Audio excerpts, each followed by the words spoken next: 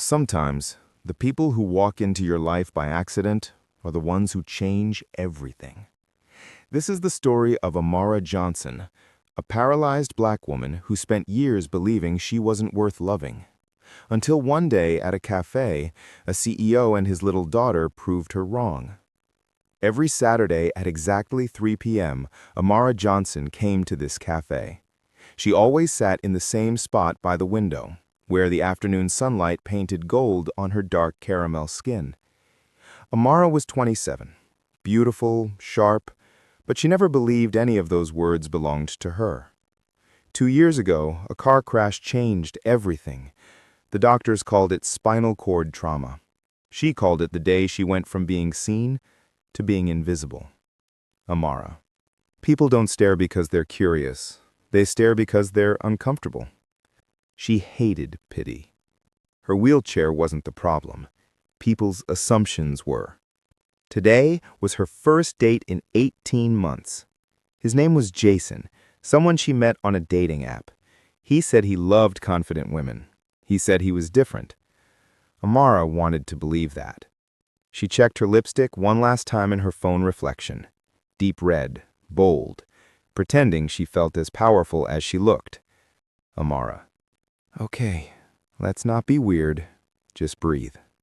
Minutes passed, and then the cafe door opened. Jason walked in wearing expensive sneakers and a too-tight shirt like he was auditioning for a fitness commercial. He spotted Amara, paused for a millisecond, and something changed in his face. Not excitement, disappointment. He forced a smile and walked over. Oh, wow. You didn't mention you were in a wheelchair.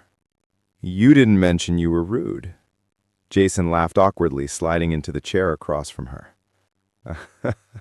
No, I just didn't expect this. I kind of prefer active girls, you know? Sorry, I can't go hiking up a mountain to earn your affection. She pushed the thought aside and tried to salvage the date.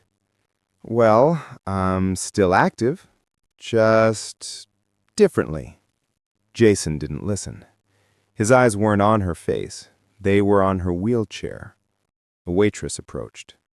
What can I get for you two? She'll just have a water. I'm still looking. Amara froze. I'll actually have the vanilla caramel latte, oat milk, and a lemon poppy seed muffin. The waitress nodded, impressed by Amara's confidence, and left. Jason shook his head. You're pretty outspoken. Outspoken is usually what people call women who don't let others speak over them. Jason checked his phone. 10 minutes later, I'll be right back. Gonna make a call. He walked toward the restroom. Amara waited. 5 minutes. 10 minutes. 20 minutes. The waitress returned, holding the drinks. Should I bring the muffin too, or is he coming back? Amara swallowed hard. A flash of embarrassment crossed her face. He's coming back. She didn't believe it. Everyone around her laughed, talked, held hands, yet she sat there, alone. The cafe door opened again. A man walked in, tall, broad-shouldered, mid-30s, wearing a charcoal suit like it was designed only for him. His name was Michael Carter. He wasn't just successful, he was exhaustingly successful. CEO of Carter Innovations, father to a 6-year-old girl named Lily. Lily was attached to him like a tiny shadow, holding a stuffed bunny by the ear. Unlike her father, she noticed everything, including Amara, alone, wiping silent tears with a napkin. Lily. She's sad. Michael followed her gaze, and then saw Amara, sitting at a table set for two, with only one latte and an empty chair across from her. Michael hesitated. He didn't know her story. He didn't know what happened. But Lily was already tugging his sleeve. Lily. Daddy, go say hi. Michael. Sweetheart, we don't just walk up to strangers. But people shouldn't be alone when they look like that. Without waiting, Lily walked toward Amara. Michael had no choice but to follow. Hi, I'm Lily. This is Mr. Flufferton. He's my bunny. Amara blinked. A child's kindness always hits deeper because it's pure. Amara. Nice to meet you, Lily. I'm Amara. Michael stepped forward, respectful distance. I hope we're not intruding. She's very socially confident. I could use a little confidence right now. Lily leaned closer. Did someone hurt your heart?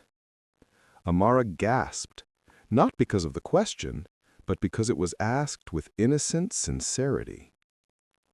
Yes, they did. Lily frowned, then climbed onto the empty chair. Then we can sit with you until your heart feels better. Michael's breath caught. He crouched beside Lily. Only if she wants company. Amara looked at the empty chair across from her. Her pride whispered, Say no. Don't let them see you broken. Her heart whispered, Say yes. Let someone stay. Amara, I'd like that. Michael pulled out the chair for himself and sat. They talked about silly things. Lily asked Amara if her wheelchair had turbo mode. Amara joked that it did when going downhill. Lily laughed so hard she snorted. Michael watched and saw something he hadn't seen in a long time. Joy. So, can I ask what happened to that guy you were waiting for? Amara. He realized he didn't like what he saw. Michael studied her face. Then he didn't deserve what he saw. Amara stared at him, not because of the words, but because he meant them. Lily stood up suddenly. Daddy, she needs a muffin. She ran to the counter. Michael leaned in slightly. You're not invisible, Amara. Amara stiffened. Most people see the chair before they see me. And some people see the chair because they're not tall enough emotionally to look higher. She stared at him, shocked, speechless. Then Lily returned with a muffin almost bigger than her hands. Muffins fix everything. Michael smiled at Amara. She's not wrong. Jason walked back into the café, laughing with friends, holding a smoothie from another shop. He froze. Amara wasn't alone. A CEO and a little girl sat with her, laughing. Jason approached, smugness gone. Jason, hey, sorry, something came up. Michael stood, towering. She waited for you. She believed in the best of you. And you walked away. Jason scoffed. This has nothing to do with you, man. You're right. It has to do with the fact that she deserved basic respect. Amara lifted her chin. For the first time in a long time, she spoke with power. Jason, you don't get to treat people like they're disposable. Not me, not anyone. Jason swallowed hard, humiliated, and stormed out. Lily's tiny voice broke the silence. He was mean. Yes, but sometimes life removes people who don't know your worth. And sometimes life sends better people. Their eyes met. Something shifted. The sun began setting. Michael checked his watch, then looked hesitant.